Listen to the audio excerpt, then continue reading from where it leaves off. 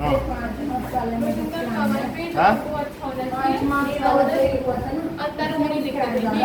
ज़्यादा से नहीं मिलेगा। चलिए अब देखो, अब ये देखो कि Maximilian Robespierre. So let us see something about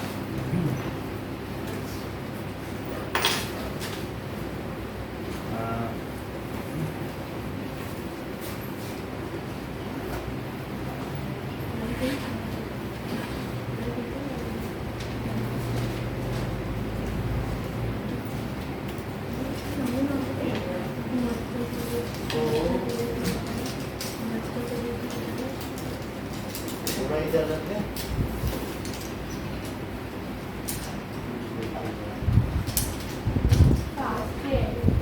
okay,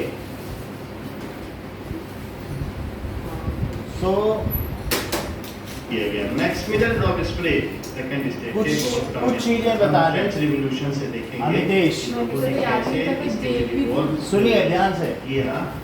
सो यहाँ फ्रेडरिक सेवन ने एक पेंटिंग बनाई, उसमें ये दिखाया कि धीरे धीरे एक एक देश जो है मोनार्की को तोड़ते हुए वो आज़ाद होते जा रहे हैं। और ये जो एक स्टैचू दिख रहा है इसमें, वो स्टैचू ऑफ लिबर्टी है, वो सबको आशीर्वाद देती जा रही है और एक एक देश उससे आगे निकलते चले जा रहे हैं। ठीक है, और ऊपर कौन है? These are angels and Jesus Christ who are giving blessings to those countries who are becoming nationalised. वो जो धीरे धीरे नेशन में कन्वर्ट होते जा रहे हैं ना, किंगडम से किस में कन्वर्ट होते जा रहे हैं? नेशंस में। तो उनको ब्लेसिंग दे रहे हैं। और आगे किसके रिमेन्स पड़े हैं? These are the remains of kingdom and monarchy, that is crowns, that is जो उनका सिंहासन होगा वो सब पड़े हुए। ठीक है, तो ऐसा इसमें दिखाया गया। और हम फ्रांस में देख रहे हैं कि कैसे नेशनलिज्म का उदय हुआ, फ्रांस में राष्ट्रवाद का कैसे उदय हुआ और मोनार्की कैसे टूटी। ये देखिए एक पेंटिंग दिखाई जिसमें दिखाया कैसे फ्रांस लीड कर रहा है। अब ये देखो, लुई 16 वहाँ का राजा बना फ्रांस का। ये कब बना? रिवॉल्यूशन नेशनलिज्म गेन कर लिया 1774 में वहाँ राजा बना। देखो लुई 16 वहाँ राजा बन गया 1774। याद रखिएगा नितेश, 1774 में लुई 16 ये है, तो वहाँ का किंग बना फ्रांस का। उस समय वहाँ की ट्रेजरी खाली थी और 2 बिलियन लिब्रे का उसने लोगों से लोन ले रखा था, क्योंकि उसने अमेरिका को ब्रिटिश से आज़ाद कराया था। उसने मैरी एंटोनिटी से शादी की जो ऑस्ट्रिया की रानी थी। और लुई 16 कहाँ का था? बोलो। फ्रांस का। और ऑस्ट्रिया उसके बगल का देश है। जैसे हमारे बगल में पाकिस्तान है, उसी तरीके से समझो कि एक ऑस्ट्रिया उसके उसमें देश है। किस पेज नंबर पे है बुक में? वो जो मैप है तो उसमें ऑस्ट्रिया आ जाएगा। बताओ निखिल को किस पेज नंबर पे है? तुम निखिल के साथ बैठ जाओ, बैठो तो मैप भी देखते रहो, साथ ही बैठो।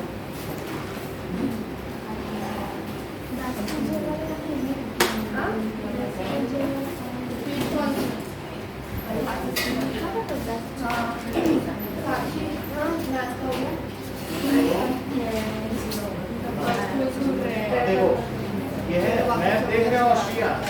ऑस्ट्रिया कहाँ है? ऑस्ट्रिया और ये फ्रांस है। तो इसने यहाँ की रानी की शादी की मैप देखा आपने? इधर है 2 कौन सा पेज है? 30 पेज पे देखो, 30 पेज पे देखा। बात नहीं करो अननेसेसरी। अब ये देखो, तो उसने मैरी एंटोनिटी से शादी की। वो किस एम्पायर की थी? हैब्सबर्ग एम्पायर की थी। और लुई 16 किस एम्पायर फैमिली? बोरबॉन फैमिली का था। अब आगे देखिए, ये उन दोनों का एक ग्रैंड रिसेशन हुआ। आप लगातार, हम रुक जाते हैं थोड़ी देर, बोलो बात करो पहले, क्योंकि इम्पोर्टेंट है आपके भी बात कि या क्लास को आप ही इसमें डिफाइन करो क्या क्या होता जा रहा है। बोलो सौम्या, साथ साथ में बोलते जाइए। So that is the grand procession in which both are getting married. Okay, Louis 16। उस समय वहाँ की ट्रेजरी क्यों खाली थी अक्षित? सर क्योंकि उन्होंने यूएसए को की 13 कॉलोनीज को आज़ाद कर रहा था ब्रिटिश से। Yes, so और they- लोन भी ले रखा हाँ, था। लोन ले रखा था 2 बिलियन लिब्रे। लिब्रे वहाँ की करेंसी थी। अभी आपसे पूछेंगे, सो ठीक है, उसने आज़ाद कराया था तो उसकी ट्रेजरी खाली थी। उस समय यूरोप में फेमाइन आया था, सूखा पड़ा था, तो और उससे क्या हुआ बताओ, वहाँ अनाज के दाम बढ़ गए थे, प्राइस ऑफ ग्रेन्स और commodities has been increased and there were long queues in front of bakery, क्योंकि वहाँ लोग ब्रेड बाजार से खरीद के खाते थे, सरकारी राशनिंग थी। तो इस वजह से क्लैशेस हो रहे थे, लोगों में डिसकंटेंटमेंट था, असंतोष था। तो लोगों में पहले से ही संतोष था और इसका खजाना खाली था। तो इसने किसकी मीटिंग बुलाई, अब जरा देखो, that is assembly of state generals. किसकी मीटिंग बुलाई? Assembly of state general. Assembly of state general की मीटिंग कब बुलाई? 1789 को बुलाई। लिख लो उसमें, इसने जो मीटिंग बुलाई है वो मीटिंग है 5 मई, 5 मई में। और उसके बाद जब वो उसी रात को वो लोग नहीं गए वहाँ पर, उसके बाद वो लोग कब गए वहाँ पर? 1 महीने 15 दिन बाद गए, दैट इज 20th जून।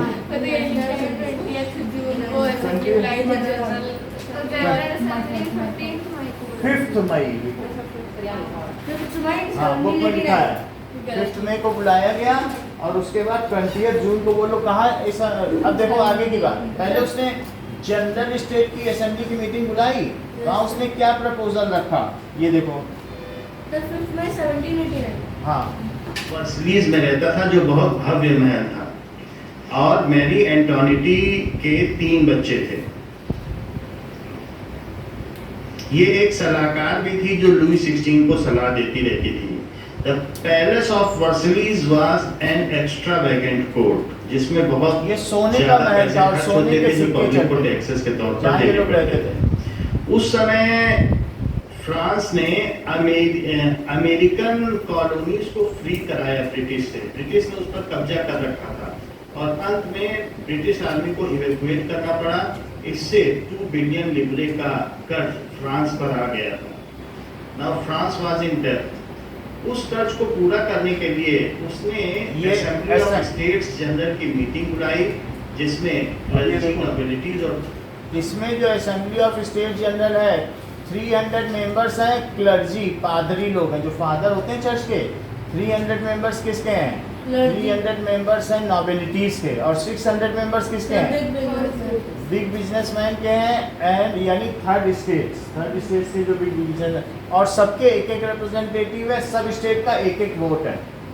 तो अब जब इसने कहा प्रपोजल की टैक्स बढ़ाया जाए, तो बोलो जो नोबिलिटीज है वो क्या बोलेंगे कि बढ़ाओ, और क्लर्जी और थर्ड स्टेट बोलेगी मत बढ़ाओ। तो जीतेगा कौन? क्लर्जी और 2 वोट उनके पक्ष में पड़ जाएंगे। तो अब ये जो थर्ड स्टेट वाले कह रहे थे ऐसा नहीं होना चाहिए, 1 वोट 1 वैल्यू होनी चाहिए, क्योंकि 300 के अंदर तुम्हारे हैं, 600 हमारे हैं। अगर ऐसा होगा तो तब भी 600 वोट पड़ेंगे, तभी तो हंग हो जाएगा ना, वो बिल जो है वो रिजेक्ट हो जाएगा या वापस हो जाएगा, टर्न बैक हो जाएगा, क्योंकि जीतेगा कोई नहीं। तो उसने 3 में रिजेक्ट कर दिया, बोला 1 वोट 1 वैल्यू नहीं होगी, 1 स्टेट 1 वैल्यू होगी, 1 वोट। समझ में आई बात कि नहीं? तो इसलिए वो लोग एब्सटेन कर गए इस सभा से, वॉकआउट कर गए। और 1 महीने 15 दिन बाद उन्होंने 20 जून को, 5 मई को ये मीटिंग थी, तो 20 जून को वो लोग कहाँ इकट्ठा हुए अर्पिता?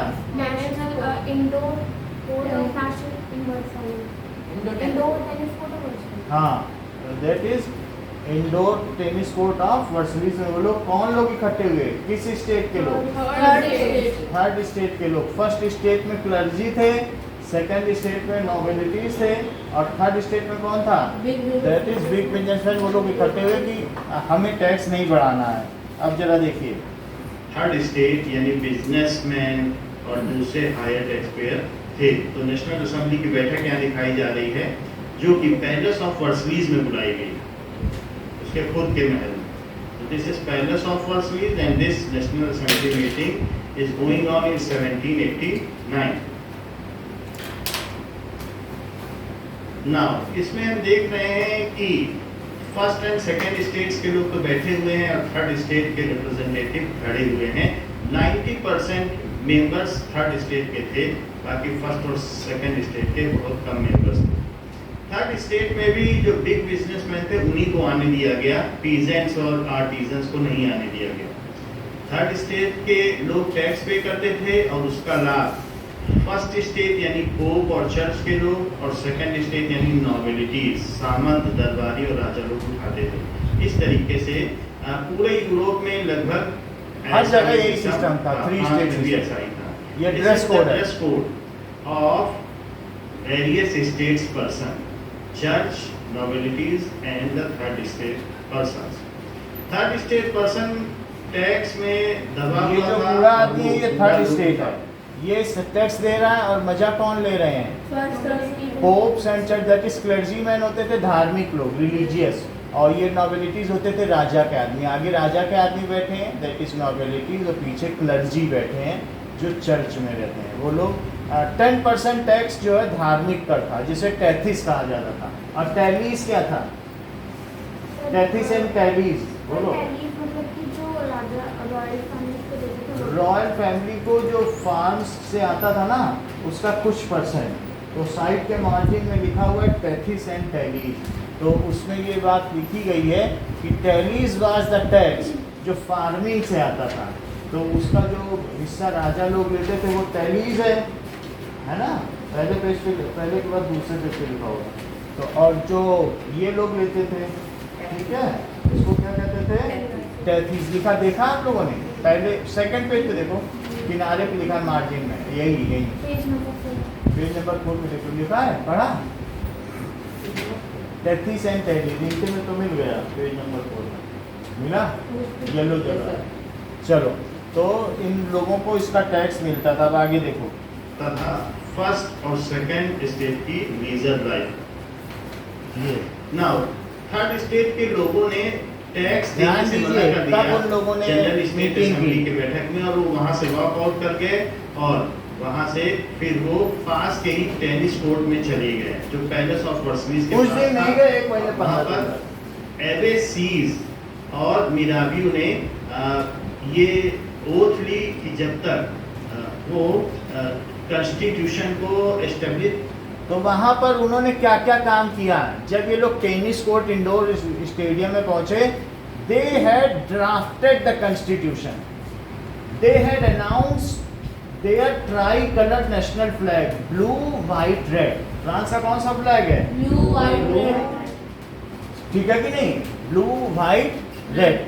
तो एक ट्राई कलर फ्लैग कॉन्स्टिट्यूशन बताया, और उस समय उन्होंने बताया कि हमारा जो फ्रांस है वो मदर नेशन है, मदरलैंड है। जैसे हम भारत माता कहते हैं, उन्होंने फ्रांस माता कहा कि, और उसकी जो एलिगरी है वो मैरी एनी है। कौन है? Mary Annie. उन्होंने बोला कि हम जैसे भारत माता कहते हैं, तो वहाँ पर क्या था? मैरी एनी की ये हमारे एलिगरी का मतलब रूपक, कि एक देवी है, वही हमारा राष्ट्र है। ऐसे हम लोग मानते हैं कि नहीं? तो ऐसा मान लिया। और उन्होंने दे है वो प्रॉमिस्ड, उन्होंने वहाँ पर ओथ ली, taken oath to defy the feudal system. Feudal system क्या होता है? सामंतवादी प्रथा। फ्यूडल सिस्टम का मतलब क्या है? That is the tax is given by only one state and the other two states. These are taking the privilege. तो अगर मान लो ये फ्यूडल सिस्टम कोलैप्स हो जाए या एबॉलिश हो जाए, तो क्या सभी स्टेट को टैक्स देना पड़ेगा? और उस समय फिर किसी एक को लाभ नहीं मिलेगा। फ्यूडल सिस्टम में एक स्टेट टैक्स देता, बाकी दो खाते हैं। तो फ्यूडल सिस्टम को इन लोगों ने क्या कहा कि हम एबॉलिश करेंगे, इसकी ओथ ली। अभी हुआ नहीं है, लेकिन ओथ ली गई। ठीक है, क्या क्या काम हुआ यहाँ पे बताइए टेनिस कोर्ट में? हाँ बोलो। वहाँ पे वो कलेक्ट हुए, उसके बाद उन्होंने नेशनल असेंबली अनाउंस की। वो नेशनल मेड, उन्होंने made national assembly, founded the national assembly. उसके बाद उन्होंने वहाँ पे ओथ ली कि वो फ्यूडल सिस्टम को एबॉलिश कर दिया। और क्या किया? उन्होंने अपना फ्लैग निकाला, ट्राई कलर्ड फ्लैग, और बोला कि हमारी जो हमारा जो राष्ट्र है वो एक मदर नेशन है और उसका नाम और जो उसकी एलिगरी है वो मैरी एनी है। And they drafted the constitution. Feudal system क्या है? सर उसमें केवल थर्ड स्टेट टैक्स देगा और फर्स्ट स्टेट और सेकंड स्टेट उस टैक्स नहीं देंगे। टेथिस क्या है? सर टैक्स वो है जो टैक्स जो इससे आता है जो फार्मर्स की 1/10 पार्ट वो रिलीजियस पोप को जाता है। और टेलीस क्या है? टैक्स जो फार्मर हाँ देते हैं, और नोबिलिटीज को जाता है। राजा के खजाना में जाए तो टैलीज है, और जो उनको जाएगा नोबल्स को नहीं, क्लर्जी को। तो क्लर्जी को तो 1/10 पार्ट जाता है, बाकी का पार्ट फिर बाकी का पार्ट राजा वो टैली और थर्ड स्टेट के लिए सर नहीं 33 में 1/10 पार्ट जाता है। वो लोग थर्ड स्टेट तो देखते हैं, उनको क्या मिलेगा? वो तो टैक्स पेयर्स को क्या मिलेगा? कुछ नहीं। उनको सिर्फ सुरक्षा मिलती है, राजा की सेना है, तुम पे कोई आक्रमण करेगा तो हमको सकते 1/10 अगर इधर गया और बाकी उधर गया तो फिर वो कमाएगी कैसे? नहीं, मतलब ऐसा नहीं है 1/10 वहाँ गया, ये इसका ये मतलब नहीं कि 90%। तुमने जो रुपया दिया, तुमने 100 रुपया कमाया और 20 रुपया दिया, तो 20 का 1/10%, यानी 2 रुपया उन्हें मिला और 18 रुपया 10% देके उनमें बढ़ा। जितना वो तुम टैक्स दोगी उसका 10%। ये नहीं कि तुमने जो दिया तुम्हारी कमाई का ही 10 देगा, तुमने जो टैक्स दिया उसका 10%। समझ आई? अब देखो नहीं ऐसा नहीं करेंगे होगा। तब तक वो चैन से नहीं बैठेंगे। उन्होंने इस असेंबली का नाम नेशनल असेंबली दिया।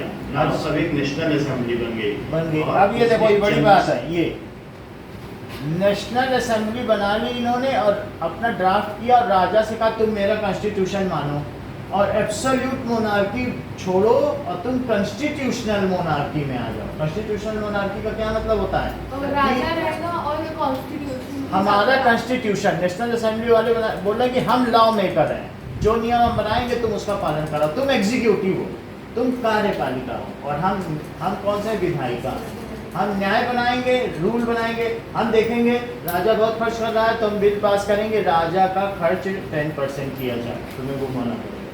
मतलब उन्होंने बोला हम लेजिस्लेटिव हैं, जैसे हमारे पार्लियामेंट है ना, तो उन्होंने बोला इसे कॉन्स्टिट्यूशन कहते हैं। अभी तो कॉन्स्टिट्यूशन पहले नहीं था, जो राजा कहता था वही माना जाता था। तो पहले एब्सोल्यूट मोनार्की थी, जिसको कहते हैं निरंकुश सत्ता, एब्सोल्यूट मोनार्की, एक का शासन। मोनोआर्की का मतलब एक का शासन, और एब्सोल्यूटिस्ट का क्या मतलब होता है कि सिर्फ वही शासन करे। और मोनार्की और डिक्टेटरशिप में क्या अंतर है? सर डिक्टेटरशिप में किंग डिक्टेट करेगा। किंग की बात नहीं होती, डिक्टेटरशिप में कोई भी एक उठ जाए बोले हमारा ही चलेगा, उसमें राजवंश नहीं चलता है। मोनार्की में राजवंश चलता है, डायनेस्टी। और जबकि डिक्टेटरशिप में जैसे किम जोंग उन है, उसके पिता नहीं थे लेकिन वो हैं, अब अगला कोई और बन जाएगा, कोई एक आदमी, नेपोलियन डिक्टेटर था। डिक्टेटरशिप में डायनेस्टी नहीं चलती है। डिक्टेटरशिप में क्या होता है, जैसे हमारे इंदिरा गांधी एक तरीके की डिक्टेटरशिप चलाती थी, तो एक ही जो डिक्टेट करे, जो बोले वही चले। समझ आया ना मोनार्की और डिक्टेटरशिप में अंतर? तो यहाँ पर इन्होंने क्या किया कि राजा से कहा कि तुम किससे किस में बदल जाओ, मतलब एब्सोल्यूट मोनार्की से कॉन्स्टिट्यूशनल मोनार्की में बदल जाओ। ये बात किसने कही? लिबरल्स ने कि कंजर्वेटिव्स ने? कंजर्वेटिव्स। लिबरल्स और कंजर्वेटिव में क्या अंतर है? लिबरल और कंजर्वेटिव, हाँ, दो लोग थे, दो तरीके के मानने वाले।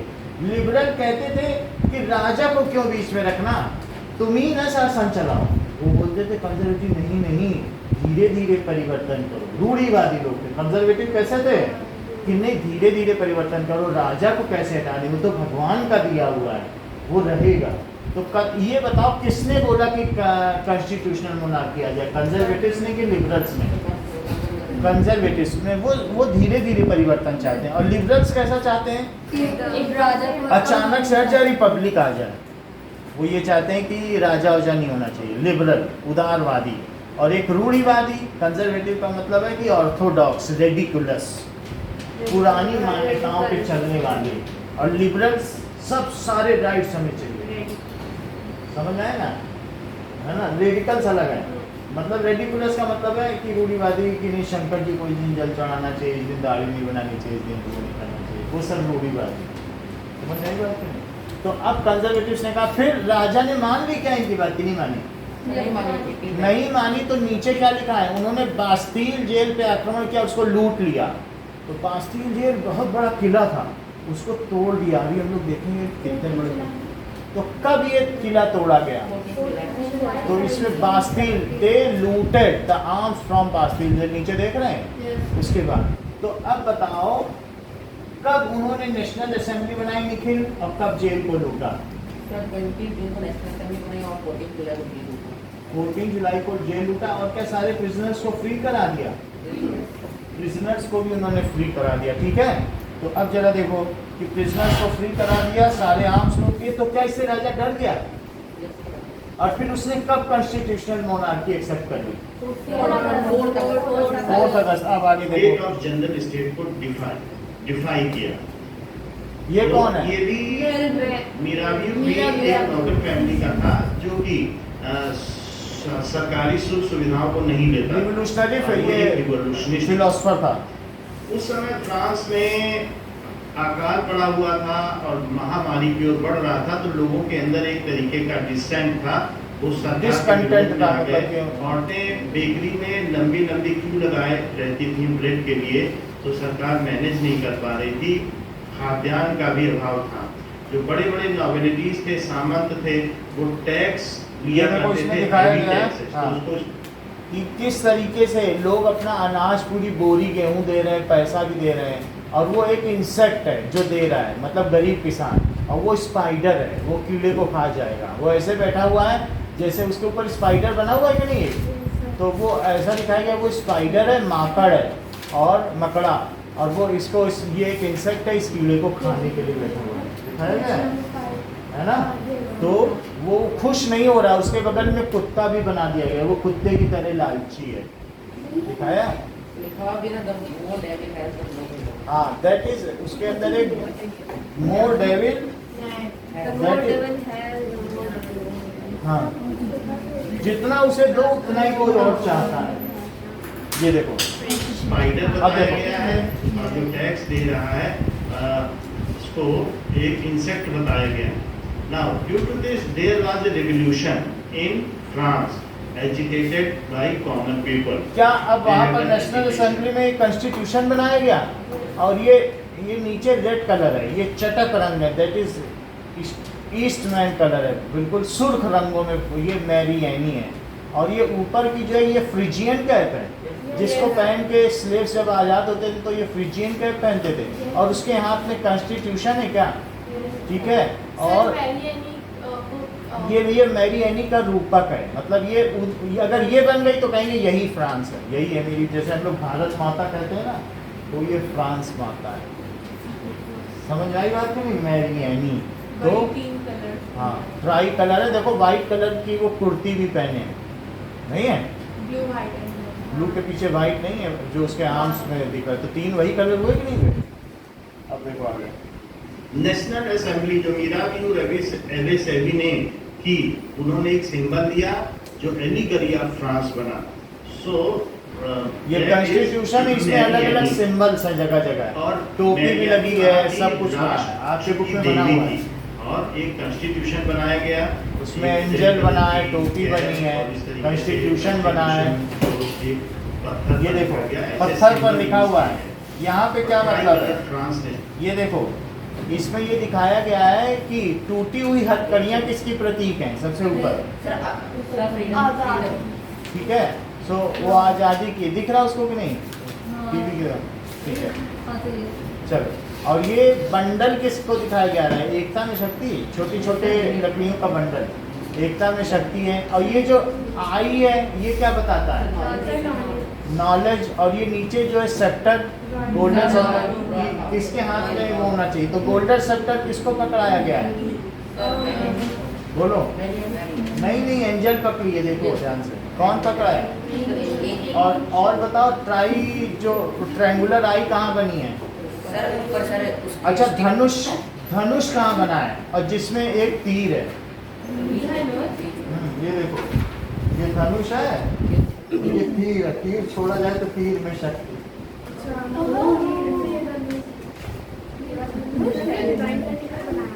हम ये तीर छोड़ेंगे तो सारे मर जाएंगे, मुझे लगा ये चीज है, ये वही तो है, ये तो तीर है, ये तो एरो है, और वो भी तो देखो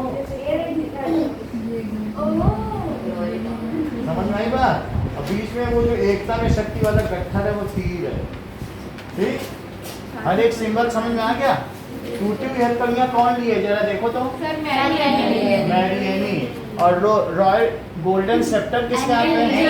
एंजल के हाथ में है। ठीक है, अब आगे देखो। और वो देखो सांप अपने मुंह में अपनी पूंछ दबाए है, वो इटर्निटी, कि हमारे फ्रांस इटर्निटी का मतलब शाश्वत, कभी अंत नहीं होगा फ्रांस का। तो वो ऊपर बना हुआ है धनुष के ठीक ऊपर, तो छल्ला बनाएंगे, उसी छल्ले में तीर डाल के चलाएंगे। आगे बढ़े, ये देखो ऐसा देयर वर ये ओपन चेन्स, टूटी हुई हथकड़ियां, कि अब हम आजाद हो गए हैं। And that is snake with its tail in its mouth, ऐसे से। अच्छा, ये आपको दिखा दिया गया है कि किस तरीके से वहाँ 3 मिलियन पैसिव सिटीजन्स थे, जिनमें कौन कौन आता था? फीमेल्स आती थी, चिल्ड्रन आते थे, और 25 ईयर से नीचे के यूथ आते थे। अच्छा, एक्टिव सिटीजन में कौन थे? जो बिग बिजनेसमैन थे, लेकिन उनमें से ऐसे 4 लाख ही लोग थे जो 3 लेबर डेज के बराबर का टैक्स देते थे। तो आउट ऑफ 28 मिलियन 4 लाख लोग वोट दे सकते थे। 4 मिलियन 40 लाख लोग, 4 मिलियन लोग वोट दे सकते थे, और बाकी लोग अगर 3 लेबर डेज का टैक्स दें तो वो भी दे सकते थे, लेकिन उन्होंने दिया नहीं। तो वो देने का उनको अधिकार था, लेकिन उतना टैक्स दोगे तब दे पाओगे। अच्छा, उसके ऊपर क्या है? जो एक्टिव सिटीजन, ये बुक में बना हुआ है ना फिगर, तो उसमें देखो क्या वो लोग जो 4 मिलियन लोग थे, क्या वो 50,000 इलेक्टर्स को चुनते थे? और 50,000 इलेक्टर्स किसको चुनते थे? 745 की नेशनल असेंबली थी, जैसे हमारे यहाँ 545 की लोकसभा है और 245 की राज्यसभा है, उसको चुना जाता है। और वो नेशनल असेंबली थी, और बीच में एग्जीक्यूटर है। एग्जीक्यूटिव में कौन कौन आया? अच्छा, जो नेशनल असेंबली कैसे कंट्रोल करती थी राजा को? क्या नियम बनाकर, कॉन्स्टिट्यूशन बनाकर? राजा कैसे कंट्रोल करता था? वीटो पर डिसॉल्व कर देता था, तुम भंग हो गए। और जुडिशरी को कौन इलेक्ट करता था? जरा देखो, एक्टिव सिटीजन। तो वहाँ पे जो नेशन बना था, तो उसके 3 पिलर्स कौन कौन से थे? ये सही है, न्यायपालिका, कार्यपालिका और विधायिका। अब यहाँ पर नेशनल असेंबली ने कॉन्स्टिट्यूशनल मोनार्की बना ली। लुई 16 को अब उसके अंतर्गत काम ये देखो, करना पड़ा। ये ओलिव ऑयल, ये कॉन्स्टिट्यूशन है, वो ड्राफ्टेड है। उसके ऊपर आप फ्रीजियन कैप देख रहे हो, बीच में बंडल देख रहे हो एकता में शक्ति का। और ये सही कह रहे हैं, ये बैतूल की पत्तियां क्या संदेश देती हैं? ओलिव लीव्स, जैसा कि अभी साक्षी ने पूछा, बोलो, ये ठीक कह रहे हैं, शांति का संदेश देती हैं। ओलिव ऑयल यूज करते हो हल्का खाने बनाने के लिए, तो ओलिव की पत्तियां हैं। वो जो मैरियनी थी, उसके हाथ में जो तलवार थी, उस पर भी बैतूल की पत्तियां लगी थी। यानी अगर आपके भी बनाओ तो नहीं, तो अगर तलवार लिए तो उसमें से कोई बात नहीं। तो ये दिखाता है कि हम कहीं ना कहीं अगर पत्ती होगी तो बड़ा फिगर देखोगे तो पत्ती होगी। तो ये बैतूल की पत्तियां बताती हैं, ओलिव ऑयल लीव्स, कि हम किसी को मारते नहीं हैं, लेकिन अगर कोई हमें मारे तो हमसे खतरनाक कोई नहीं है। हमारे हाथ में तलवार है, लेकिन तलवार में भी शांति है, पत्तियां मिलती हैं, वो किसी पे चलाने के लिए नहीं, उसमें है नहीं। लेकिन आप समझ तो गए ना, ओलिव लीव्स का मतलब सबका अपना हुआ है। अब देखिए, लुई 16 वही करता था जो नेशनल असेंबली कहती थी, बट उसने दूसरे और डायनेस्टी से गठबंधन करके अब जरा देखो, यहाँ क्लियर है, इधर देखो कितना क्लियर है, डिसमेंटल किया, कई नहीं ये बार पत्तियां, खत्म लेकिन किया, ध्वस्त कर बहुत दिया, सारे ऐसा फिगर सब बनी बना। है, इसकी दिया है बुक में। तो नेशनल असेंबली बहुत ये कौन सी stable, कैप है? क्या अब फ्रीजियन कैप? हाँ, ये सारे सिंबल्स हैं, दिखाए जा रहे हैं कि कैसे नेशनल असेंबली ने खुद को स्वतंत्र करने की ठान ले ली। फ्रांस और ऑस्ट्रिया देखो, इसमें ब्लू कलर का मैप फ्रांस है। दिखाया गया है, उसके ठीक बगल में येलो कलर का ऑस्ट्रिया है। सो दिस इज द ये सिंहासन है जिसमें लुई 16 सिंहासन को इंग्लिश में क्या कहते हैं? थ्रोन। थ्रोन ना, तो थ्रोन है, इसी में लोगों की शादी थी, यही लुई 16 बैठता भी। हाँ, तो It was very lizard palace. अब जरा देखो। Ultimately, National Assembly ने Louis XVI सुनो, अब यहाँ से इतनी बात हमने बता दी थी क्या? चल आगे। तो मैंने लिखा ही नहीं। Now Louis 16 was not happy, क्योंकि ऑस्ट्रिया हंगरी और ये सारे लोग थे, तो वो कह रहे थे तो हमने तुमको अपनी बेटी मैरी एंटोनियट दी थी, इसलिए दी थी कि तुम कॉन्स्टिट्यूशनल मोनार्की बन जाओ, और तुम तो राजा थे जब हमने तुम्हें बेटी दी थी, और अब तो तुम उनके अंडर में काम कर रहे हो। हाँ, ऑस्ट्रिया उसकी ससुराल थी ना, तो उन लोगों ने क्या बोला, तो अब ये राजा तो डिसकंटेंटेड था ना, तो उसने चुप गुपचुप तरीके से गठबंधन कर लिया सब जगह से, बोला तुम अपने ट्रूप्स भेजो और मैं नेशनल असेंबली को मरवा देता हूँ। क्या बोला कि वो कोई भी कॉन्स्टिट्यूशनल में काम करना, वैसे उसने 2 साल में 18 बार भंग कर दी, मजाक बना कर रख दिया था। 2 साल में कितनी बार डिसॉल्व की? 18 टाइम्स। वो जब भी नया नियम लाती थी, ये मानो कहता था मैं नहीं मानता, तुम भंग जाओ, फिर से इलेक्शन लड़के आओ, फिर से इलेक्शन लड़ो, फिर से आओ, तो कोई सब लोग डरने लगे, क्योंकि पता नहीं अब मैं जीतूं कि ना जीतूं। एक बार जीत के हर बार वही पब्लिक थोड़ी ना जिताएगी, अब तुम जब कुछ काम नहीं करोगे तो इसलिए लोग चापलूस बन गए थे नेशनल असेंबली के, जो राजा कहता था, तो अब वो इनइफेक्टिव हो गई थी। ठीक है, सो देखिए now, so by veto power Louis 16 has dissolved national assembly 18 times within 2 years by using veto power. तो आपने कल पढ़ लिया Right ना? ये नहीं था। Louis 16 has dissolved. उसने क्या किया कि लुई 16 ने डिसॉल्व कर दी national assembly. Louis 16 has dissolve लिखना, dissolve national assembly 18 times within 2 years। इससे क्या हुआ? Now national assembly has lost its authenticity. Repeat करो sentence. Now National Assembly has lost its authenticity. Now national assembly ने अपनी प्रासंगिकता खो दी थी। नाउ मतलब उसकी कोई वैल्यू नहीं रह गई थी ना। तो मैंने नेशनल असेंबली हैज लॉस्ट। जैसे मौलवी लोग बहुत फतवा जारी करते हैं तो उनके फतवे का कोई मतलब रह जाता है, इनको तस्लीमा नसलीम को मरवा दो, उनको मरवा दो, ऐसे फतवा नहीं निकालते बहुत बड़े बड़े जो मौलवी लोग हैं मुस्लिम में, तो लेकिन उनका फिर मतलब नहीं, अगर आप बार बार फालतू की बातें कोई करता है तो उसका ऑथेंटिक कोई मतलब रहेगा हैं? पर धर्म के खिलाफ कि उसने हमारे धर्म को ऐसा बोला तो ऐसा कर, तो now national assembly has lost it's, ठीक है, ऑथेंटिसिटी। जैसे आप लोग कहते हो अरे उस बुक में लिखा है ये ऑथेंटिक नहीं है, बेकार की किताब है, इट इज़ नॉट ऑथेंटिक, उसे मत मानो, नहीं कहते हो कई बार, तो वही चीज़ ऑथेंटिसिटी हो गई ना।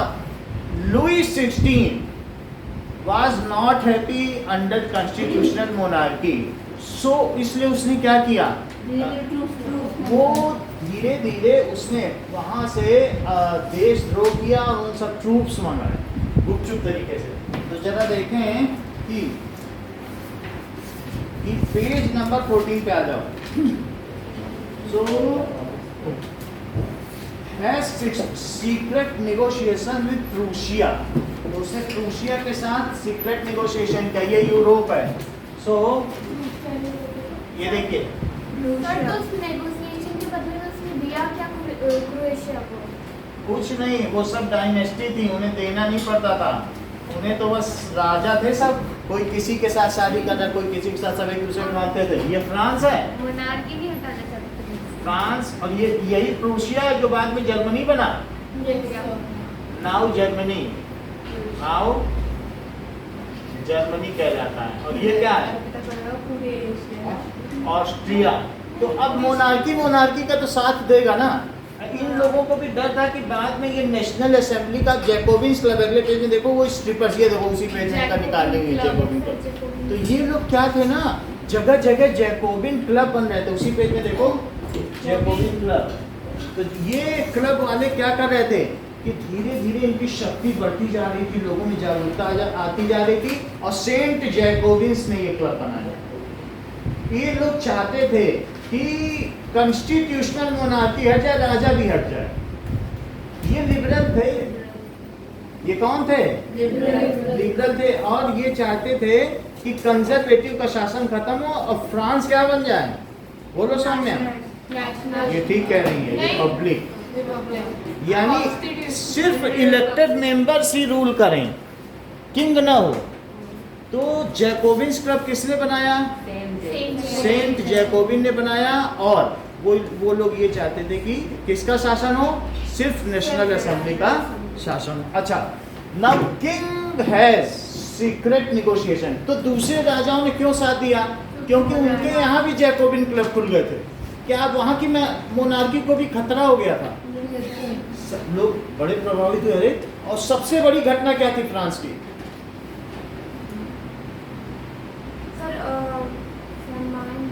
करेक्ट, जैसा इन्होंने बताया, बास्टील जेल पे आक्रमण। लोग हैरान रह गए कि पब्लिक राजा के महल पे आक्रमण करेगी, इतनी हिम्मत, पूरा यूरोप हैरान रह गया। आज तक की सबसे बड़ी घटना है, मोनार्की पब्लिक हमला कर देगी राजा को। ऐसा सुना है कभी? ऐसा नहीं सुना ना, लेकिन कैसे कर दिया पता नहीं।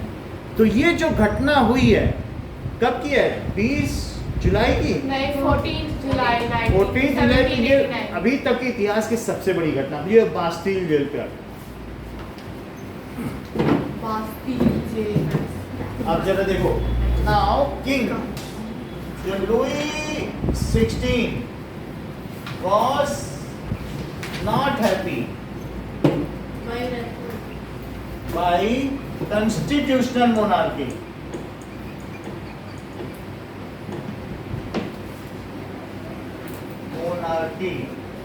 He want to re-establish absolute monarchy, और नेशनल असेंबली को मरवा देना चाहता था ना। So he had secret negotiations with Prussia and Austria। Austria तो उसका साथ देता ही, ये सबसे सीक्रेट नेगोशिएशन होने लगे। Okay, now at that time, इतनी बात हो गई। तो national assembly was very weak, तो वो उससे सीक्रेट नेगोशिएशन होता था for conspiracy against national assembly. वो किसके खिलाफ षड्यंत्र करना चाहता था? कॉन्स्पिरेसी का मतलब समझते हो क्या? For to get their troops, to get their troops for attack on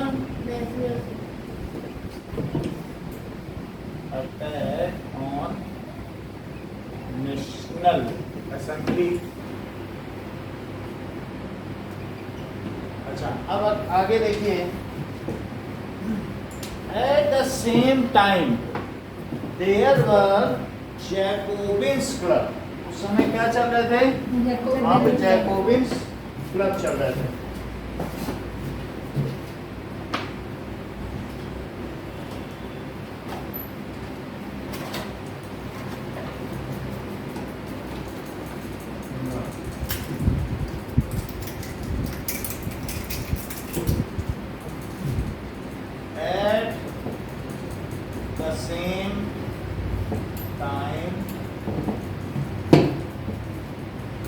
There was Jacobins Club.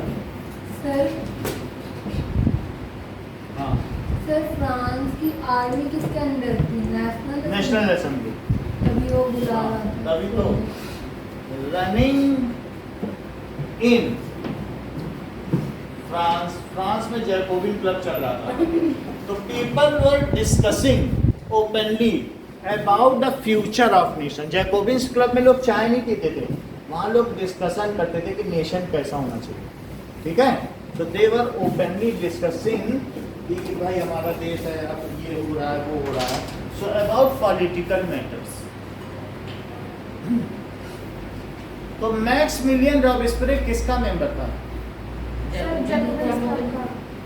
अच्छा, मैक्समिलियन रॉबेस्पियर इन्हीं का मेंबर था, लीडर बन गया था। अब देखिए जरा, so it was founded by, it was founded by Saint Jacobin। इस क्लब में कौन कौन लोग आते थे? लिबरल्स। ये ठीक कहती हैं। It consists of landless laborers, जैसा कि सौम्या ने बताया, आर्टिजन्स थर्ड स्टेज के second and poor persons. Third stage के सेकंड कैटेगरी। हाँ, जो सेकंड या थर्ड कैटेगरी के लोग थे वो सब आते थे। ऐसा क्यों था? बिग बिजनेसमैन क्यों नहीं आते थे? क्योंकि उनके हाथ में पावर थी, वो कुछ कर नहीं पाए थे, वही तो कंजर्वेटिव थे, वो तो राजा के चापलूस थे। और जो निचले स्तर के थे, थर्ड स्टेज के, सेकंड और थर्ड कैटेगरी के, वो कहते थे इनको पावर दी, कुछ कर नहीं पा रहे हैं, अब हमें अपने अंदर में पावर दी। फर्स्ट थर्ड स्टेज का फर्स्ट कैटेगरी कंजर्वेटिव और सेकंड और थर्ड कैटेगरी लिबरल। समझ में आ गई? तो ये थे, पुअर पर्सन से आते थे, ठीक है। Maximilian Robespierre, Maximilian Robespierre was famous among them, वो उनके बीच में फेमस था। He had promised, उसने लोगों से प्रॉमिस किया for restoration of their rights, कि वो उनके अधिकार दिलाएगा, for restoration of their rights। समझ में आ गई बात? अच्छा, अब जरा देखो, जैकोबिन्स को क्या नी ब्रीचेस कहा जाता था? वो घुटनों तक की पोशाक पहनते थे। जरा देखो तो अपनी बुक में, Jacobins wear striped dress with red cap. Jacobins wear striped dress with red cap. These were revolutionary, ये क्या थे? आंदोलनकारी थे। ये कैसे थे? These were revolutionary and called knee breeches। Spelling ठीक है knee breeches की? घुटनों तक की पोशाक पहनने वाले हैं। इधर तो लिखा है those without knee breeches। हाँ? Those without knee breeches नहीं। those without knee। Literally meaning those without knee breeches। अच्छा इसे करो। These Jacobins came to known as the Saint Culottes, literally meaning those without knee breeches, यानी घुटनों तक नहीं पहने, पूरा पहना है ना, ठीक है। तो इस चीज को हटा दो अभी, इसको बात नहीं। ये रिवोल्यूशनरी थे, ये ना हैं? ओके, इतनी बात समझ में आ गई? तो अब जरा देखो, ये रिवोल्यूशनरी थे, इन्होंने अब क्या किया? दे अटैक्ड गवर्नमेंट बिल्डिंग। दे कब अटैक किया? देखो नाउ ये 1792, ये पेज खोलो, 1792 में अटैक किया गवर्नमेंट बिल्डिंग, ऐसा लिखा है, अभी वीडियो में दिखाएंगे। सो हेल्ड किंग हॉस्टेज, इस चीज को जरा इसमें देखो भी वीडियो में। दे अटैक क्यों किया? उन्होंने कहा कि अभी बाहर से सेना बुलाएगा, इससे अच्छा इसी को बंधक बना लो राजा। एंगर भी थे ना, बोलो। प्राइस और हाँ? प्राइसेस। क्या Third supplier is a code or high price. वो सब भी एंग्री थे, तो लोगों ने क्या किया, राजा को बंधक बना लिया कि अभी ये हम पे कॉन्स्पिरेसी करे, इससे अच्छा इसी को पकड़ लो। सो दे अटैक। अच्छा, उन्होंने किस पे अटैक किया? पैलेस ऑफ ट्यूलरीज पे। वहां पे कौन रहता था? ये सही बता रहे हैं, दैट इज लुई 1 से लुई 14 तक के राजा। अब पैलेस ऑफ वर्सलीज में कौन रहता था? लुई 15 से शुरू हुए, 15, 16, 17, 18 चार राजा, और 1 से 14 तक 16, 17, 18 4 राजा। 15 में बनवाया गया था पैलेस, मतलब 15 ने बनवाया था पैलेस ऑफ वर्सलीज। सर तो जैसे 16 और को 14 तक के राजा किसमें रहते थे? ट्यूलरीज में, बहुत बड़ी बिल्डिंग थी, अभी देख लेना इसको। सर 16 के बाद तो कॉन्स्टिट्यूशनल मोनार्की आ गया, तो 17, 18, 19 भी अलग कॉन्स्टिट्यूशन। अरे अभी 3 बार रिपब्लिक आएगा, फ्रांस में बहुत मोड़ आए हैं, एक इसीलिए बार से इसको वो पढ़ा जाता है। ये नेपोलियन 10th में पढ़ोगे। ये अभी जो है मैक्सिमिलियन रॉबेस्पियर है ना, वो फ्रेंच फर्स्ट रिपब्लिक है। फिर से लिबरल आ जाएंगे, फिर से कंजर्वेटिव आ जाएंगे, फिर से लिबरल आ जाएंगे, अभी बार बार होगा। इतनी आसानी से थोड़ी ना होता है कि कहीं पे, हाँ, तो वो डिक्टेटरशिप भी अभी आएगी। अभी तो सर यानी लुई 16 ने कुछ नहीं किया था, क्योंकि वो 13 कॉलोनी बनाया था, जो फ्री करवाई थी वो भी पीछे, हाँ। ये तो These were revolutionary। और इन्होंने कब अटैक किया? They attacked। 1792 They attacked। Members of Jacobin Club। तो ये वर्सलीज से लुई 16 क्या नाम है, नहीं पैलेस ऑफ, हाँ बोलो, ये बहुत अच्छा कह रही हैं कि जब पैलेस ऑफ ट्यूलरीज पे अटैक हुआ तो किंग कैसे होस्टेज बना लिया गया? वो तो वर्सलीज में रहता था। इंटेलिजेंट क्वेश्चन, यही क्वेश्चन कल 10th वाला में पूछा था। So members of Jacobian attacked on palace of Tuileries. Sir हाँ, सर ये फ्रांस और यूरोप की सबसे बड़ी घटना तो ये होनी थी, यहाँ पे राजाओं को बंदी बना लिया। बंदी बनाना नहीं है, राजा के खिलाफ जाना बड़ी घटना। अगर एक बार खिलाफ हो गए तुम, फिर तो बंदी तो बना ही लोगे। तो सबसे बड़ी बात है तुमने उनकी जेल तोड़ दी। मतलब पब्लिक खिलाफ नहीं जाती थी, मर जाती थी लेकिन खिलाफ नहीं जाती थी, लेकिन वो खिलाफ गए तो वो उनकी स्मारिका में छपा, यानी जो मैगजीन कवर था ना, तो उसमें ये छपा गया कि कितनी बड़ी घटना है। जैसे तुम्हारे मैगजीन कवर नहीं छपता है, तो ये देखो उसमें ये छापा गया कि ये वास्तविक की ये अभी भी 100 साल के बाद की जो स्मारिका निकली उसमें भी छपा। आप ये समझिए ये कब की घटना है? 1789। तो ये 1989 की भी मैगजीन में छपा और फिर ऐसे 100 साल बाद भी छपा। ये इतनी बड़ी घटना। So members of Jacobin Club attacked on palace of Tuileries। तुम्हारे दूसरे घर पर अटैक होगा तो बचाने जाओगे अपने घर को, और वहाँ तुमको बंधक बना लिया तो ठीक है।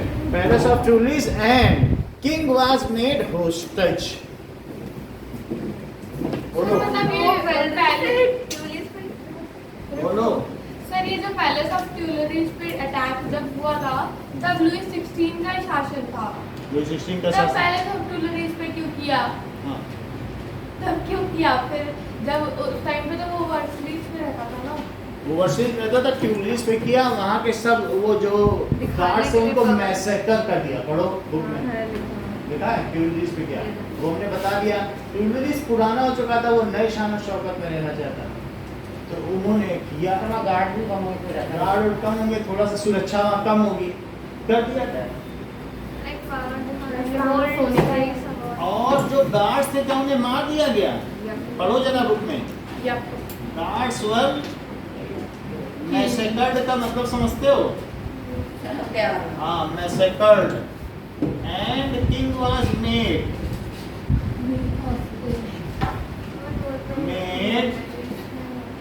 होस्टेज। राजा को बंदी बना लिया, ये मारना होता है। और इसका मतलब क्या होता है? मैं तो उस समय लुई 16 यहाँ पे ही था, क्यों ले अब देखो हिस्ट्री में इतना नहीं पता, हो सकता है वहाँ अटैक किया हो, यहाँ से बंदी बना लिया हो, सब जगह अटैक ही हो रहा है। कुछ ज़्यादा नहीं बताते हैं ना हिस्ट्री में, इतना डिटेल नहीं कि वो वहाँ गया कि कहाँ गया, बस उस पर अटैक किया, गार्ड्स को मार दिया। हो सकता है वो वहाँ गया हो या जैसे भी बंदी बन गया था।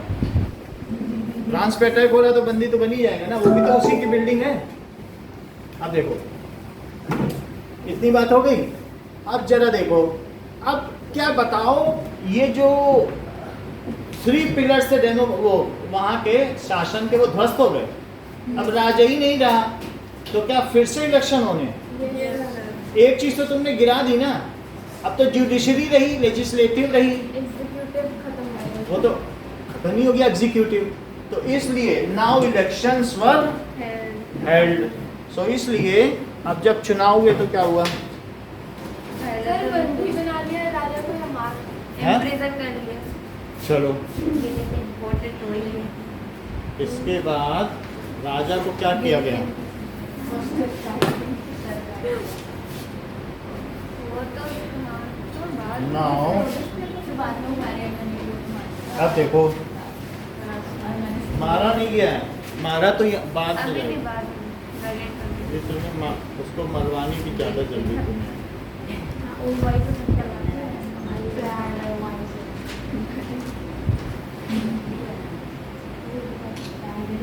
चलो इतनी बात हो गई। अच्छा, now elections were held. Convention. फिर क्या हुआ बताओ?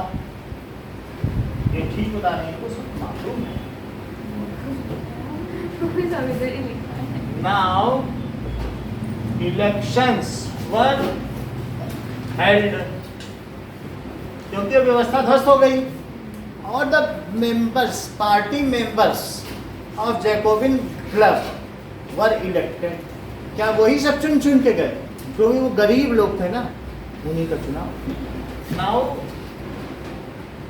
Members of Jacobin club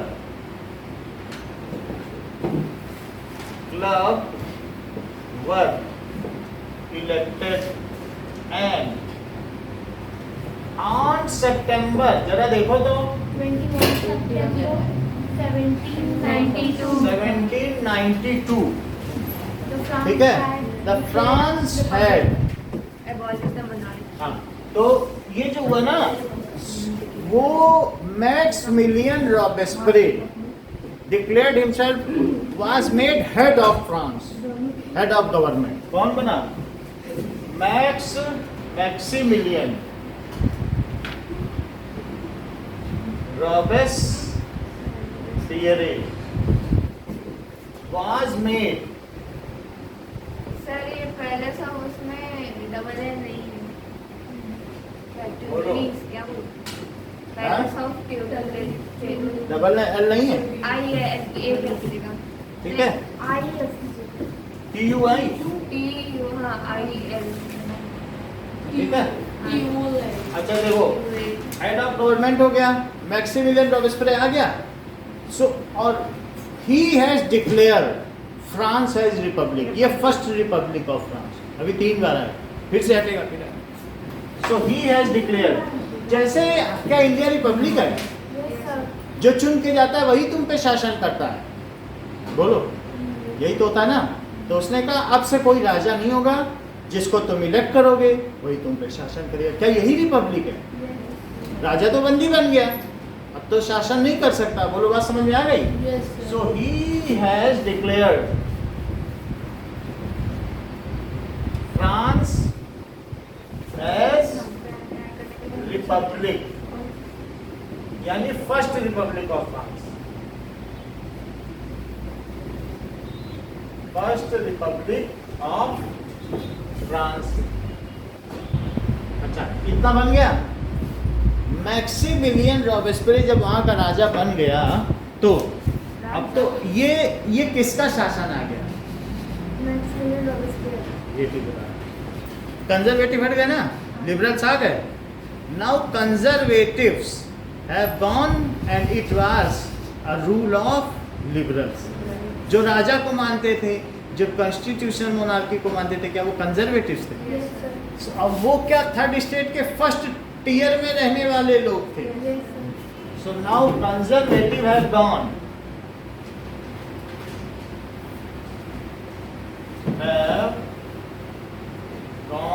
and power came in hand of, बोलो, Liberals. In hand of liberals के हाथ में आ गई। ठीक, मैक्सिमिलियन रॉबेस्परे ने 74 तक शासन किया। सितंबर 92 से कब तक किया? सो मैक्सिमिलियन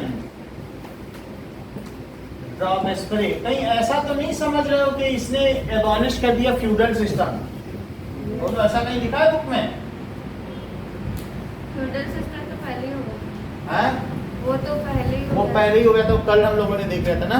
सो डिक्लेयर्ड रूल्ड, ये बात सही है, रूल्ड फ्रॉम सितंबर 1792 टू 17, सर डेट में ऊपर वाले में भी ऑन सितंबर 92 में सितंबर का भी डेट भी है। है हाँ। कितनी है? 21 और ये असेंबली को कन्वेंशन बोला था। हाँ, सो ये भी लिखो, केवल एंड द असेंबली। अब वो नेशनल असेंबली नहीं रह गई, वो इतनी बदनाम हो चुकी थी।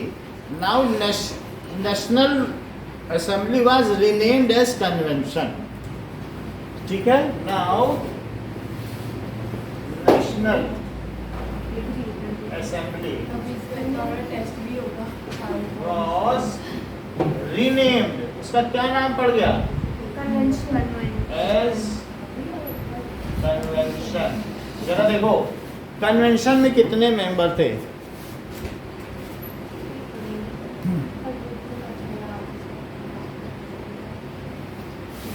In 1792 when convention was made, how many members were there in France? 745 ही थे। ठीक है, अब देखो तो इसका नाम क्या पड़ गया? ये अंडरलाइन कर लो। पहले क्या आया था बताओ? Absolute monarchy. फिर क्या आया? National monarchy. देखो सबसे पहले क्या था? Absolute monarchy. फिर क्या आया? कॉन्स्टिट्यूशनल, संवैधानिक एक सत्ता मोनार्की, यानी संविधान से चलेगी। किंग जॉन उनकी तरह नहीं कि उसने बोला आज जो लाल शर्ट निकल के पहन के बाहर निकले मार दो उन सब। ऐसा होता है सही में। और क्या? Yes, sir, मैं सुबह देखा। वो रेडियो में बोलता है कि आज लाल शर्ट नहीं पहननी है, बाहर जो निकलेगा मार।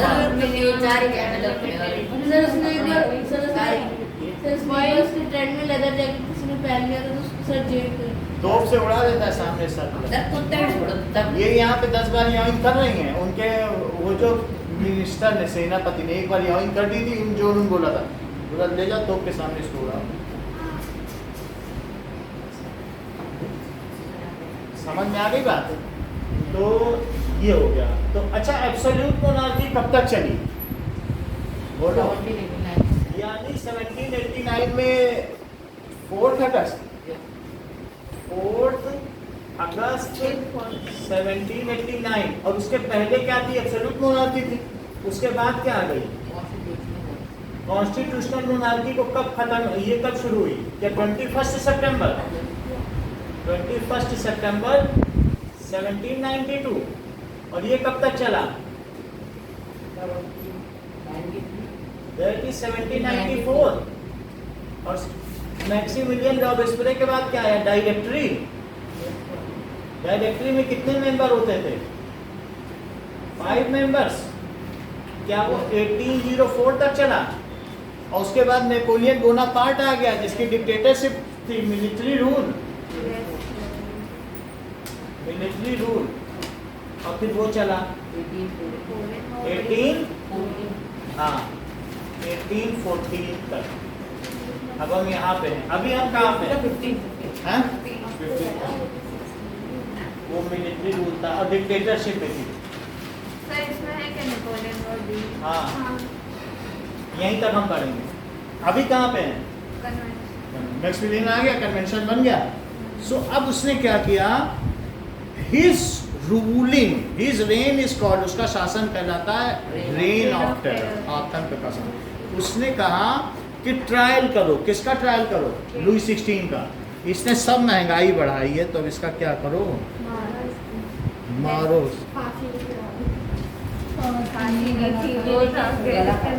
अच्छा हाँ उस टाइम पे हाँ। गुलोटिन समझते हो, ऊपर से ऊपर से छोड़ देते। तलवार छोड़ो गर्दन पर और खट से गर्दन कटे, अब वो गर्दन उछल के फुटबॉल की तरह किसी के हाथ में और इसके हाथ में वो गिरी वो वो लेके खेले।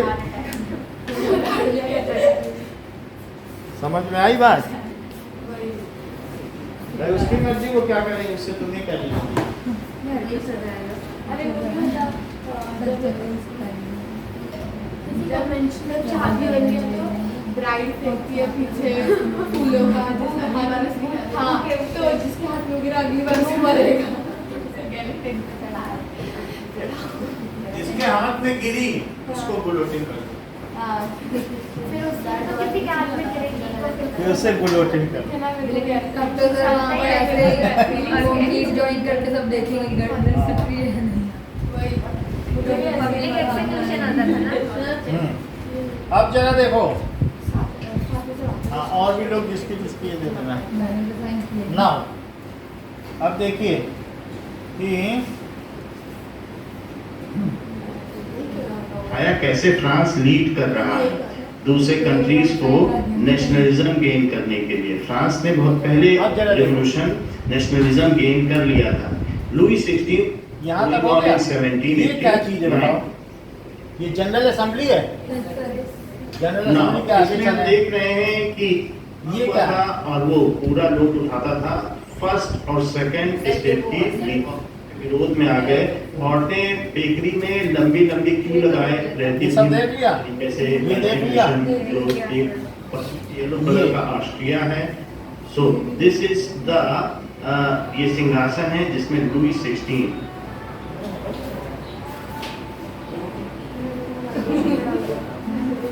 तो वही ना, किसका फोन है ये?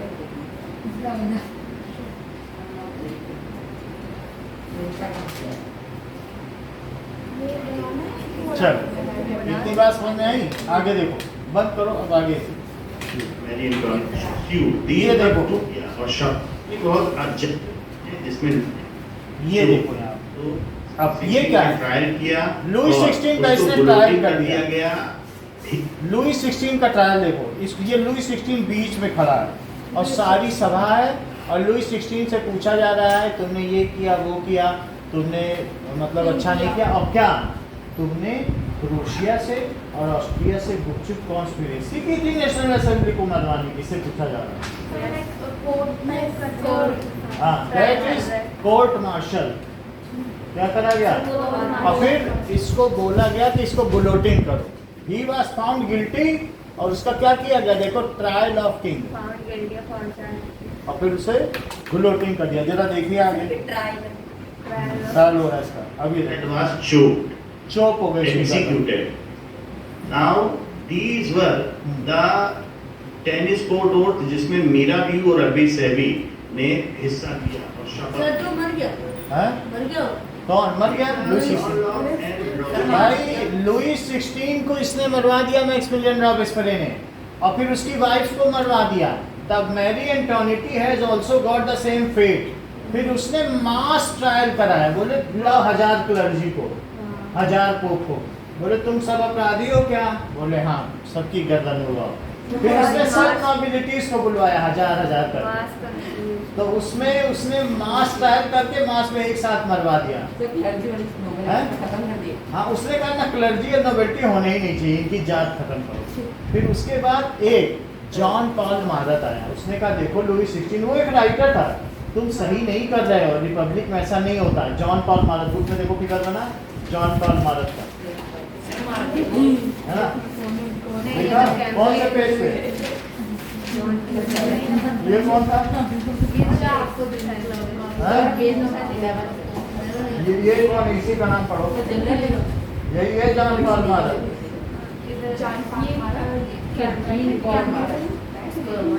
ठीक है? ये इतना मोटा कौन है? तो अब जरा देखो कि चलिए जॉन पॉल मारत ने इसको बोला और कैमिलिन जो था ना उसको भी मरवा दिया इसने। और पलटो पेज एक दो, ये देखो इधर देखो, अब हम इसमें दिखा रहे हैं, इसमें देख के फिर बोलना।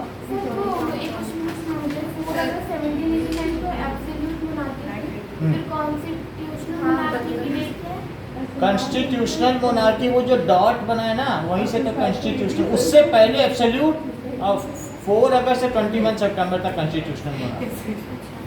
4 अगस्त को उसने एक्सेप्ट कर लिया था वहीं तक। अब जरा देखो यहाँ से ये फिलोसफर जिन्होंने नेशन की अवधारणा प्रस्तुत की, इन लोगों ने बताया नेशन क्या था। ये देखो आजादी मिलनी चाहिए, जॉन पॉल मारत, राजा के अंतर्गत ऐसा आपके में नहीं बनाया। John Bharat was also a lead role player चलो। in French Revolution. Women's also इसको भी गुलोटिन कर दिया, बोला मारो इसको। किसको? जॉन पॉल मारत क्यों? उसने बोला था कि मैक्समिलियन, मिस्टर मैक्समिलियन रॉबिस्पियर आप ठीक नहीं कर रहे हैं, इतना सर मुझे बता सर कि मुझे सुनाई देगा। ठीक नहीं करना, ऐसे हाँ, नहीं तभी इस कर पे लिखा है ये रिपब्लिक है। है। अब देखो फिर इसके बाद इसके जो सपोर्टर्स थे उन्होंने कहा थोड़ा सा सॉफ्ट हो जाओ, बोला इन सपोर्टर्स को मरवाओ। भाई रेन ऑफ टेरर का मतलब क्या है? यही तो आतंक का सामना सर अगर है। ये बुक उस टाइम लिखी होती है अब जरा देखो इसके बाद 94 को इसका ट्रायल किया गया, बोला इसी को मरवाओ, इसको भी गुलोटिंग कर दिया। अब जरा देखें सर किस दिन हाँ? पैलेस ऑफ ये देखो Revolution. They had a meeting at various places for this. French Revolution was a power of common against nobilities. So there were riots, there were revolts against nobilities. Buildings were burnt. जो सरकारी building थी वो जलाई गई। ये कब की घटना है बताओ? ऑफिस क्या ये वही घटना है कि जब पैलेस ऑफ ट्यूलरीज जलाया गया उसमें बंदी बनाया गया? ये वो वाली घटना। एक जगह हमने नहीं लिखा कि पैलेस ऑफ ट्यूलरीज पे अटैक हुआ, ये वही घटना बताई जा रही है। ये पूरा पहले पैलेस ऑफ ट्यूलरीज नहीं, ये तो गवर्नमेंट ऑफिशियल बिल्डिंग्स हैं, अभी ट्यूलरी आएगा, लेकिन sir government palace of Tuileries पे कब अटैक हुआ था? पैलेस ऑफ ट्यूलरीज बताया नहीं आपको कि बस उसका अटैक हुआ, राजा बंदी बनाया, इससे थोड़ा पहले ही हुआ होगा, 10 दिन पहले 21 सितंबर से राजा बंदी बना लिया गया, फिर इलेक्शन हुआ होगा। तो बुक में दिया होगा, बुक ही में सब दिया है, ये समझ में आ गया? पैलेस ऑफ ऑफिशियल्स पर देखो ये बता दे रहे 10 अगस्त थोड़ा पहले है, तो 10 अगस्त से 21 सितंबर कितना हुआ? 1 महीना 10 दिन पहले। On 10 August 1792. बुक में बिल्डिंग पूरा पर अटैक किया। ये देखो अब ये क्या है? बास्टील जेल पर अटैक किया गया। बास्टील जेल पे अटैक अभी नहीं है, बास्टील जेल पे अटैक बहुत पहले हुआ था। बताओ कब हुआ था? 14th July 1789. ये बीच में गलती से आ गया ये पिक्चर, ट्यूलरी, ये तो बहुत पहले की बात है ना, जब कॉन्स्टिट्यूशनल मोनार्की वो डर के ले गए। लेकिन बास्टील जेल देख लो, देख लिया? अर्पिता बास्टील जेल एक बार देखो, ठीक है? 1789 में और उसके हथियार लूट लिए ये गए। देखो 1789 में ही स्टेट ऑफ देखो जनरल कितनी असेंबली बड़ी की जेल है। मीटिंग हुई थी और उसी समय हाँ। नेशनल असेंबली का गठन हुआ था और उसी समय बास्टील चढ़ चढ़ के जेल ऊपर जाओ ना, पर देखो हमला हुआ था। ये कॉमन पीपल ने, एजिटेटेड लोगों ने वहाँ हमला किया और हथियार लूट लिए टू रिवोल्ट अगेंस्ट नोबिलिटीज। ये कौन है? ओलंपी डी गॉर्जस वहाँ की राइटर है, तो उसने बताया था कि जो राइट है ना फ्रीडम का, वो भगवान का दिया हुआ है, और हम लोग सिटोयन एंड सिटोयिनी है। जो मैन है वो कौन है? सिटोयन। और जो फीमेल है वो कौन है बताओ? सिटोयिनी। देखो लिखा है इसमें, और उसी की वजह से हम लोग आजकल एक दूसरे को सिटीजन कहते हैं, क्या खुद के देश का सिटीजन, उसी नाम से बना सिटोयन और सिटोयिनी, लिखा है कि नहीं? तो ये ओलंपी डी गॉर्जस है, इसी ने बताया। ये रिवोल्यूशनरी थी और रॉयल फैमिली की थी। ये वुमेन पहली सर इसको मरवा दिया। नहीं इसको नहीं। Now, this is a revolutionary woman, Olympie de Gouges. अब ये देखो, ये तुम्हारी बुक रॉबेस्परे उस समय एक ये जैकोबिन्स क्लब रॉबेस्परे का मेंबर था और जैकोबिन्स दूसरा पेज क्लब निकालिए। नोबिलिटीज ये और किंग रॉबेस्परे। के खिलाफ बनाया गया एक क्लब था जिसके मेंबर की ड्रेस इस ये तरीके की जैकोबिन है। थी। चर्चा किसके जैकोबिन हाँ, इसी का तो वो लीडर था, जैकोबिन क्लब का। So this was the dress code of Jacobins Club। ये एक तरीके का रिवोल्यूशनरी पीपल का क्लब था जो नेशनहुड पे यकीन रखते थे कि देश ये को कौन है? नेशन बनाना है। किंग रॉबेस्परे, ये उनका लीडर है। इसका फाउंडर कौन था? Same Jacobin. अब देखो, में नहीं होना चाहिए। People can rule. This is Maximilien Robespierre जो इसका एक मेंबर था। ये जॉन पॉल मार्टर का बना, ये The Market was तुम्हारे पास बना also होगा। a revolutionary। सर 11 पेज देखो ये है बना, 11 पे निकालो। ये इसने क्या बोला बताओ कि तुम जो कर रहे हो ठीक नहीं कर रहे हो, ऐसा लिखा है तुम्हारी बुक सर में? इसको मरवा दीजिए इसको मरवा दिया। ये न्यूज़पेपर में लिखता था और उसने कहा ये आप सही नहीं कर रहे हैं, तो इसको एग्जीक्यूटेड करिए। देखा है जॉन पॉल मार्टर? नहीं पढ़ा? आए कहीं आप, चलो नहीं लिखा तो भी वो कहीं ना कहीं मिल जाएगा, बाद में देख लेना। चलो ये लिस्ट। ये कौन है? रॉबेस्परे ने लुई 16 का सर काट दिया और खुद ये खुद मैक्सिमिलियन रॉबेस्परे, बाद में इसका भी कटा। इसका भी ट्रायल हुआ को, ये सबको मरवा रहा था, फिर इसको गद्दी से हटाएगा, इसका भी सर कटवा दिया। बाल से कैसे पकड़ा हुआ है? कन्वेंशन उस समय की एक संस्था बनाई गई जिसका आगे ये अनोय ये लीडर देखो, था इसका इसने सर वहाँ पर पकड़ा है। सभी देख रहे हो नॉमिनेट्स को सर, इसी मरवा का है। दिया। That is known as reign of terror और ये गुलोटी में कितना ऊंचा? 93 to 94 वहाँ से ब्लेड गिरती थी। Ultimately, लुई 16 का सर काटा गया, फिर लोगों ने त्रस्त आकर ये देखो। रॉबेस्परे का भी सर गुलोटिन कर दिया, वो भी काट दिया। ये देखो गुलोटिन। रेन ऑफ टेरर का अंत हो गया। सो दिस इज गुलोटिन, जिसमें ऊपर से एक लकड़ी का पट्टा गिराया जाता था और सर उछल कर दूर गिरता था। सो लुई 16 का गुलोटिन उस पे ब्लेड लगी होती थी। अच्छा, जब मैक्सिमिलियन रॉबेस्परे का सर काट दिया गया, नाउ पीपल फेल्ट कि अब जो है एक मेंबर से नहीं चलवाएंगे, there will be 5 member head, 5 head should be there. तो उस चीज को क्या कहा गया बताइए? Directory. Okay, now that was directory. अभी आप यहाँ से लिखोगे। सर सारा कितना आपको अभी बताया था? यहीं से शुरू है, यहाँ से ना, सीक्रेट नेगोशिएशन यहाँ पे है, इधर से has lost its authenticity। एक पेज में कुछ भी नहीं है। सर याद करके लाइन देना।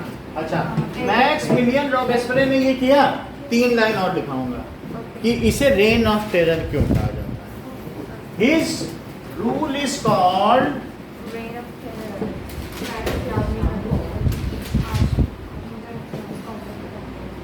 Rain of terror. ही उसने क्या किया? तो लोगों ने काटा कि जैकोबिन क्लब के लोगों ने। जैकोबिन क्लब के लोगों ने नहीं काटा, फिर इसके बाद इसे हटा दिया। अभी भी वो असेंबली ऑफ स्टेट जनरल काम कर रही थी, तो उसने इसे हटा दिया, ठीक है। और इसके बाद फिर एक इलेक्शन हुआ, और क्या हुआ? डायरेक्टरी आई। डायरेक्टरी ने इसको ट्रायल पे डलवा के इसका सर कटवा दिया। तो ही executed, he has done trial of Louis 16 and executed। अच्छा, कब हुआ वो अगले पेज में लिखा है। He has, उसकी वाइफ का भी अगले पेज में लिखा है। He has done। लिखा किसी को? सर इसकी वाइफ को मारा। ट्रायल ऑफ डॉक्टर गोली Louis 16, ठीक है। एंड सर और जुलाई इन जुलाई से आना 17 कब हुआ?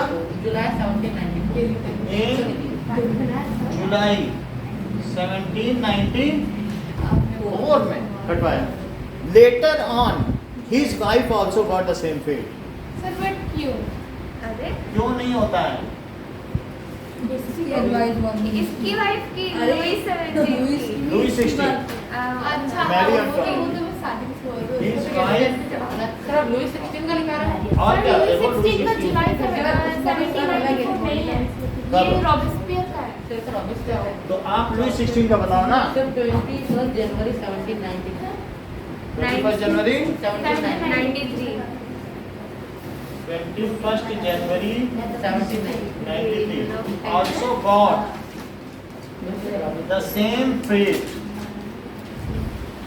ठीक है, most of the clergyman and nobilities, बात मत करो, most of the clergyman and nobilities were mass trial, most of the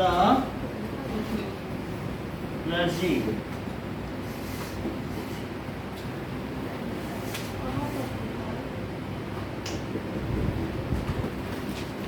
mass tried and guillotined.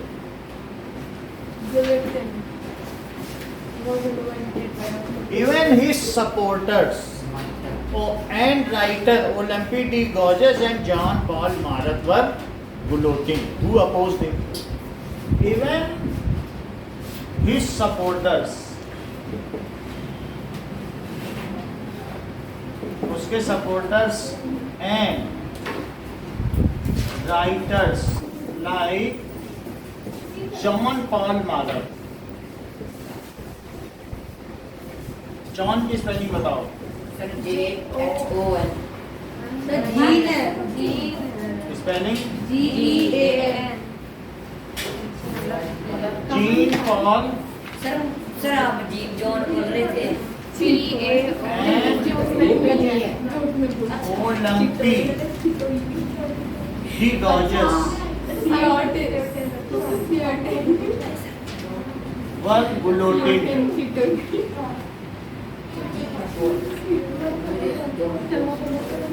Who opposed him? जिन्होंने उसे अपोज किया, बोलो बात समझ में आ गई? जिसने उसको अपोज किया उन सबको उसने क्या किया? काट दिया देखो इस बात को। रेन ऑफ टेरर का क्या मतलब होता है? आतंक का साम्राज्य। सर आपने हमारे में रीजन ऑफ टेरर लिख दिया। रेन देखो, रेन होता है,